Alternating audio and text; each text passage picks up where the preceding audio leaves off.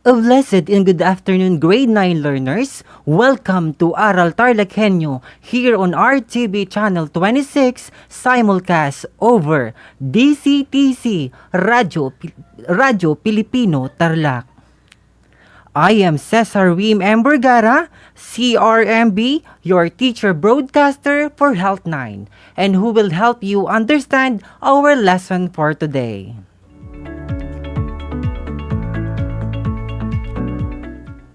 I just want to make some important reminders before listening to our broadcast. Make sure that you are in a quiet, relaxed, and comfortable place when listening. And of course, you should have a copy of your own module or learning activity sheet to better understand our lesson.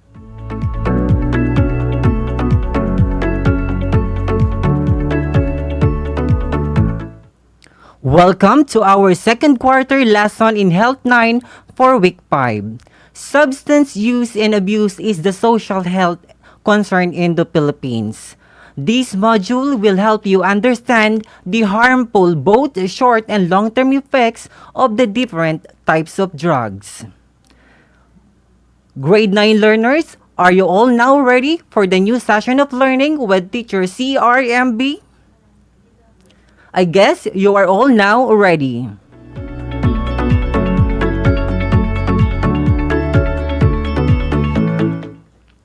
A while ago, Teacher Abby discussed about the different types of drugs and their classification, as well as the descriptions. Okay, let's have a short berry game entitled Name Me. I will give you the meaning and description as well as the picture. Then after I counted 3, 2, 1 and go, you will give your answer.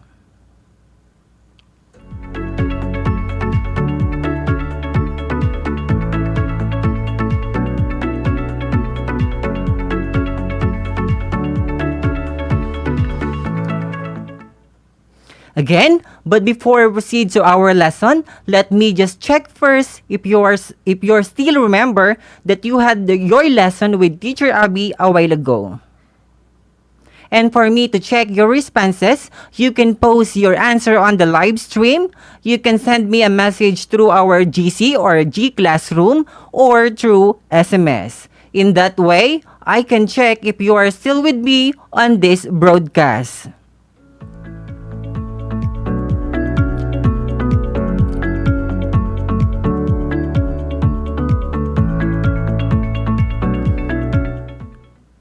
Again, a while ago, Teacher Abby discussed the different types of drugs and their classification, as well as the description.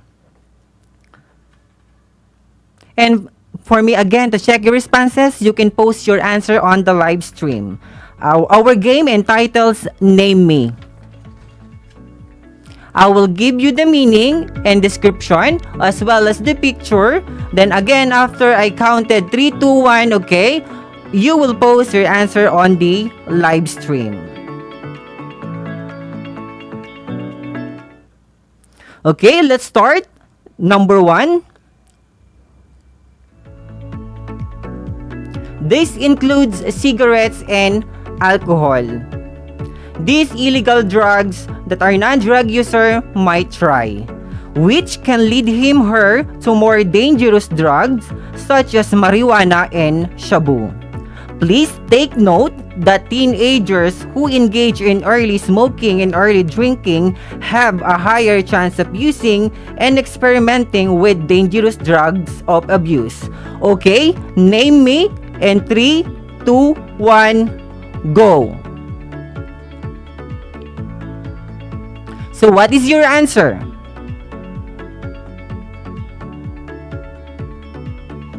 Okay, if your answer is gateway drugs, you've got the correct answers. Thank you for those students who participated in answering the question.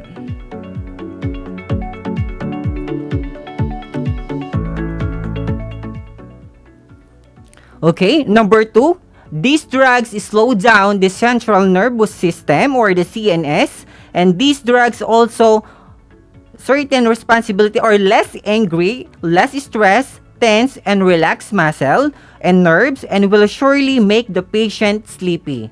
An example of this is alcohol. Okay, name me in 3, 2, 1, go.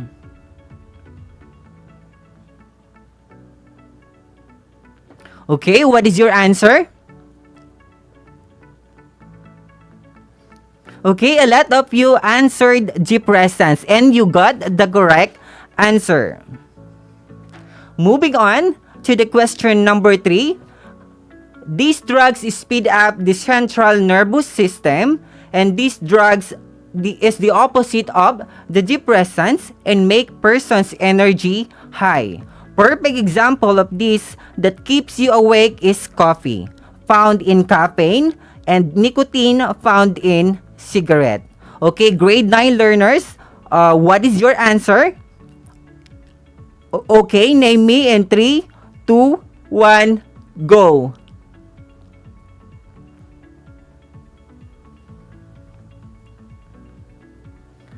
Okay, again, thank you for participating in answering the question. The right answer for this is stimulants, and most of you got the correct answer. Moving on to the question number 3. These drugs relieve pain and induce sleepiness. In medicine, these drugs are administered in moderation to patients with mental disorders and those in severe pain like cancer. So what is your answer, grade 9 learners? Okay, name me in 3, 2, 1, go.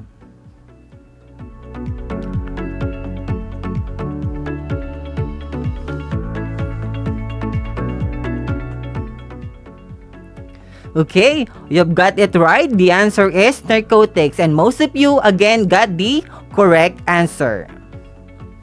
Moving on to the question number 5. These drugs distort what is real. It affects all the senses and make a user see, hear, and feel things that don't exist in time being. Its name came from the word hallucination. Pretty obvious is the answer, right? As you can see to the presentation. Okay, name me in 3, 2, 1, go.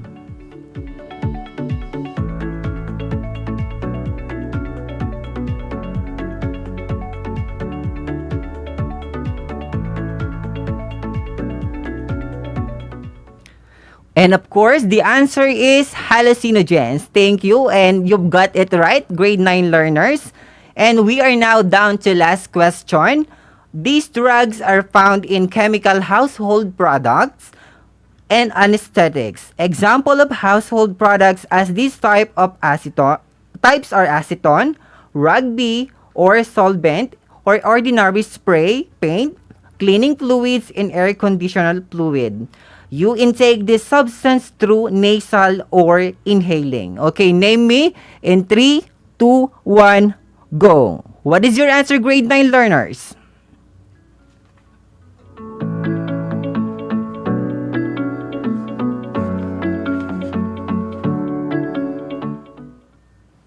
Okay, your answer is right, and that is inhalants.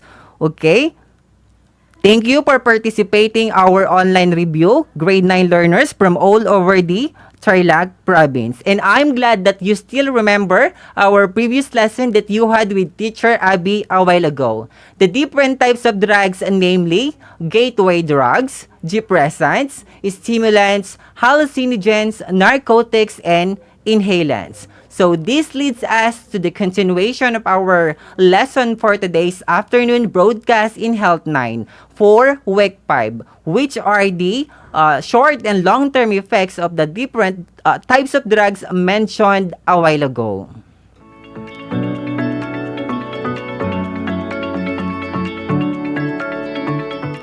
For those who are just tuning in, you're listening to RTV Channel 26 simulcast over DCTC Radyo Pilipino Tarlac.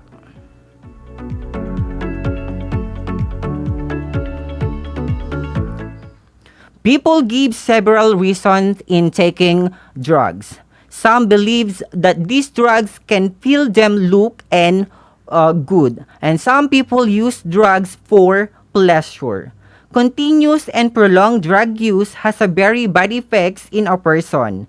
It can alter his or her behavior, mental, physical, and psychological condition. It also leads the person to severe health problems, poor quality of life, and eventually death.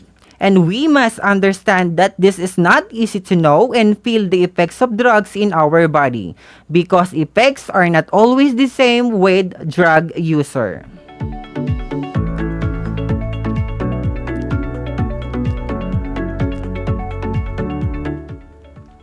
Each classification of drugs has a different short and long-term effects.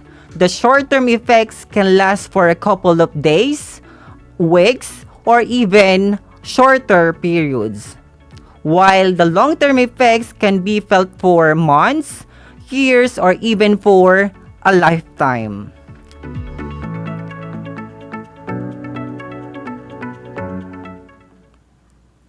So this time, I'm going to show you a short video clip made by my former student of Tarlac National High School. Then later on, you will notice the short and long-term effects of the different classification of drugs.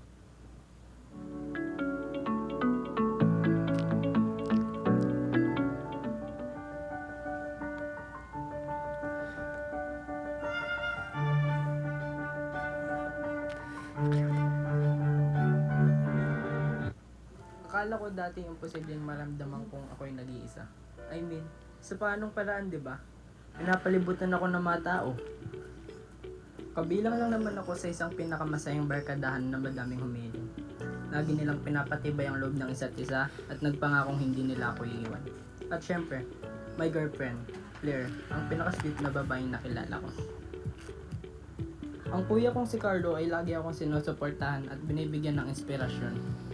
At nabigyan din ako ng mga magulang na may matibay na relasyon at nagmamahalan. At ang ading kong si Leo, kahit minsan may top-up, I cherish them more than anything. Para lang fairy tale ang pagka-perfecto ng buhay ko. Or at least, yun ang nakikita ng mga tao sa paligid ko. O kaya yun na lang ang gusto kong makita nila. Kasi, mas madali ang lahat sa paraan na yun. Mas madali sa pagsabi ng totoo, mas madali kaysa mahusgahan at mahapi ng lipunan, at mararamdaman kong ako'y nag-iisa at kakaiba. Sa panahon kasi ngayon, mas mahalaga na ang popularidad kaysa sa totoong nararamdaman ng isang tao. Ayan naman nung araw na dumaan ako sa madaming pagsubok. At tila sinusubukan talaga ng tadhana kung hanggang saan naabot ang aking timpi.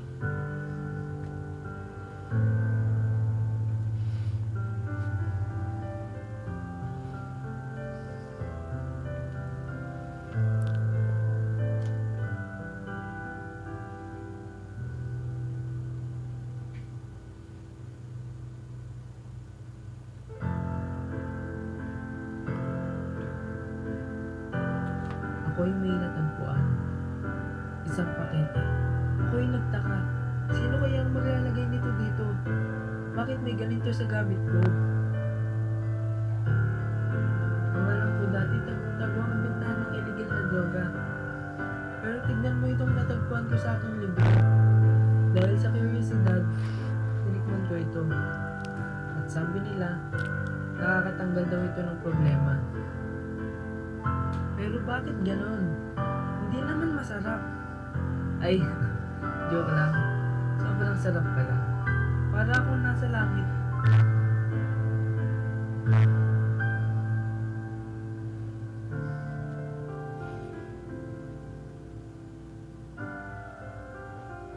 Hanggang sa nakatulog ako. Paggising ko, balik sa katotohanan. Inaapi pa din ako ng mga kaibigan ko. At syempre, may away pa din kami ng tampuhin kong girlfriend.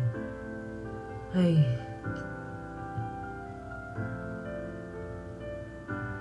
Pero ang totoo niyan, nasa punto na ako ng buhay ko na pagod na akong magpanggap. Pagod maging mag-isa, Pagod na akong mabuhay.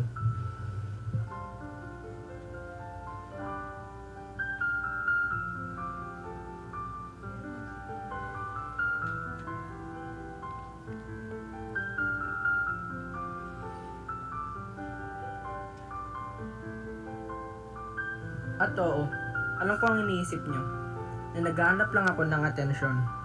Anong karapatan ko para gumamit ng droga? Pero kasi, yun ang problema. Hindi mo pinili ang droga ang pipili sa'yo. Patuloy ako sumisigaw ngunit walang nakakarinig. Nakakayang aminin na ang importanteng bagay na ito ay kailangan ko upang makabuo ng masayang mundo. Dahil kung wala ito, walang kwenta ang buhay ko. Kung kaya ko lang ibalik ang mga oras, sana ay ginawa ko na para may tama ang mga pagkakamali ko. Pero masyado nang huli ang lahat.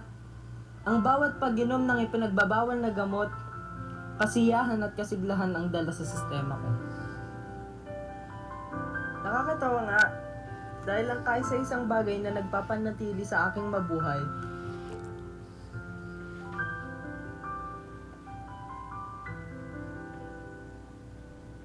ay ang bagay na sa akin papatay.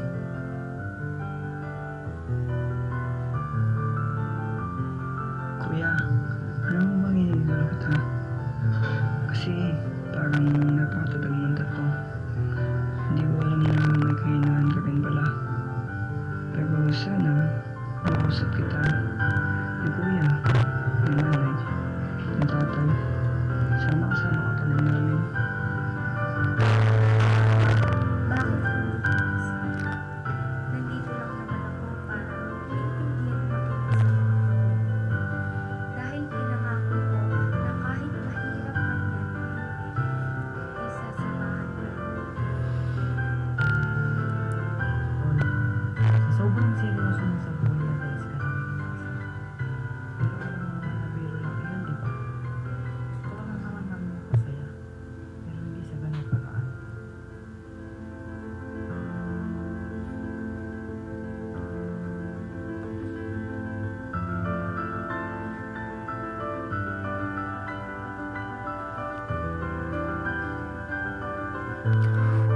Okay, after watching a short video clip, I hope you learn something about it. Just like posting your thoughts on your social media accounts, all you have to do is you need to think first before you click. Okay, moving on to our discussion this afternoon. First in line here is the gateway drugs. Gateway drugs are acceptable and legal with restriction. In the Philippines, below 18 years of age are not allowed to use and buy gateway drugs. But in reality, it has become easily accessible to minors. So what I am referring to, these are cigarettes and alcohol. And the use of gateway drugs put a person at risk of more using dangerous and illicit drugs.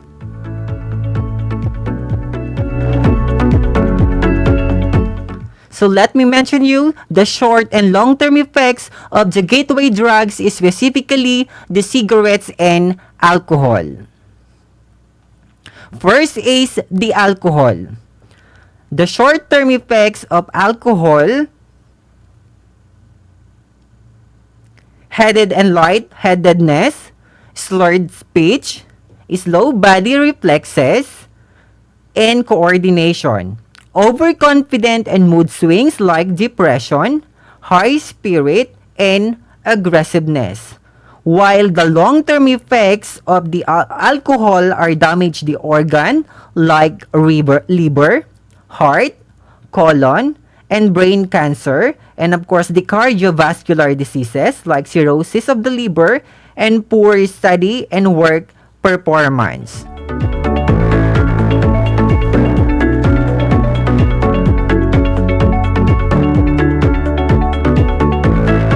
The second gateway drugs are tobacco or cigarettes. The short-term effects of using this are the following: stress, rapid heart rate and pulse rate, persistent cough, difficulty in breathing, and halitosis or bad breath. And the long-term effects of using tobacco or cigarettes are development of asthma, cancer of the mouth, throat, skin, and lungs. And of course, hypertension or increased blood pressure, heart attack, and stroke, which leads to coma and death. So class, please be aware of the harmful effects of the alcohol and cigarettes are readily available and accessible all the time.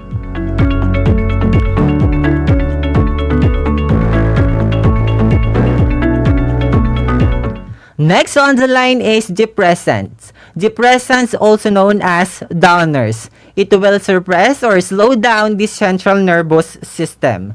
In the medical field, depressants, also known as sedatives, which to treat people with anxiety, mental problems, and sleep disorders like insomnia. So now let me mention you the short and long-term effects of depressants.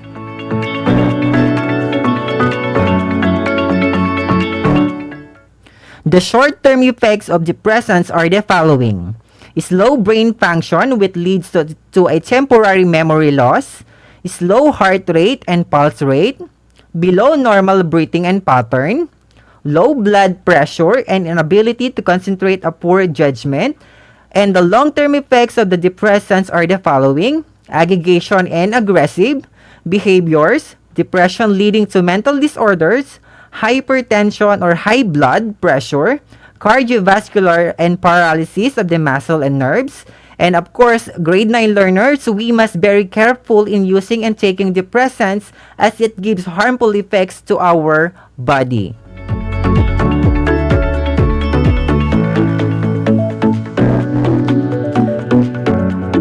Moving on to the stimulants, they are also known as uppers or speeders. They stimulate and activate the central nervous system, and a person stays awake for a longer periods under the influence of stressants. And now, let me mention you the short and long-term effects of stressants. Okay, the short and long-term effects of stressants are the following. It increase heart rate, pulse rate, high blood pressure, and increase the body temperature and alert body responses and inability to sleep. And the long-term effects of the stimulants are paranoia, heart attack, brain damage, kidney, liver, and the most coma, which leads to death.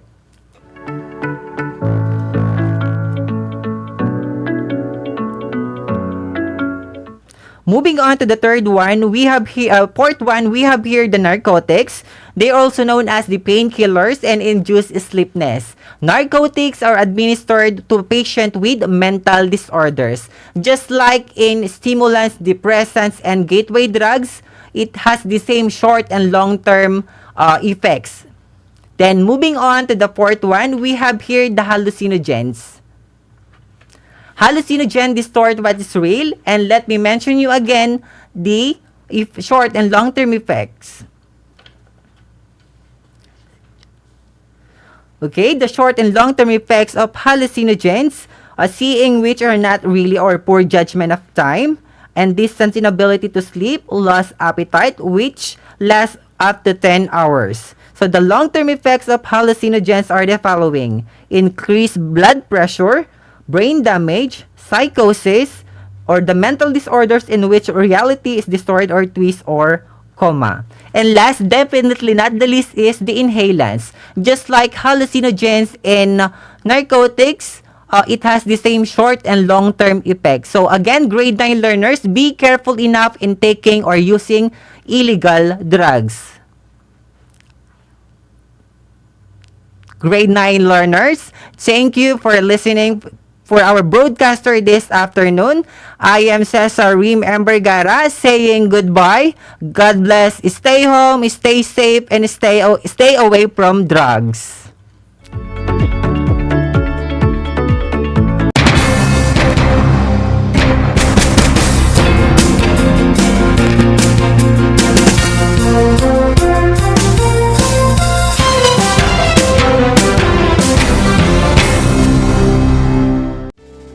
tuwing sasapit ang alas 5 ng hapon.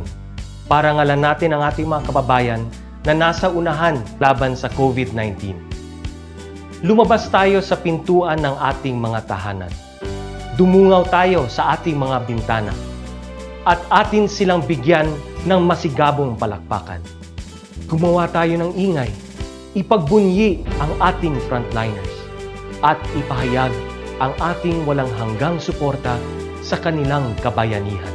Gusto ko lang pong i-take itong opportunity ito para magpasalamat sa lahat ng mga doktor at nurses, especially yung mga nag-alaga po sa akin, sa buong Asian Hospital, at sa lahat po ng ating frontliners. Umawit tayo at sumayaw at ipakita ang ating talento bilang pagsaludo sa mga bayaning nasa unahan. Talunin natin ang COVID-19. Sama-sama nating pagalingin ang ating inang bayan. Kaya natin to. We heal as one. Ilang araw pa lamang mula nang maiangat ang enhanced community quarantine sa ilang lugar sa bansa, ngunit makikita na ang mabigat na trapiko. Mga residenteng lumalabas ng kani-kanilang mga tahanan, walang mask at wala rin halos physical distancing. Remember, the easing up of the restrictions, hindi yan sabihin na wala na ang COVID. If you get COVID, you go to the hospital. Yung hospital, yung kama ibigay sa iyo, kalilinis lang kasi 1 hour before may namatay doon. Ikaw na naman ang papalit. Ikaw yung pang-anim kung hindi ka talaga magsunod ng batas. At totoo lang, COVID is very lethal. We cannot afford a second or third wave. Gusto mo bang lumabas? Gusto mo bang magka-COVID-19? Ako, ayoko. Kaya ugaling maghugas ng kamay. Magsuot ng mask kapag lalabas ng bahay. Panatilihin ang safe physical distancing.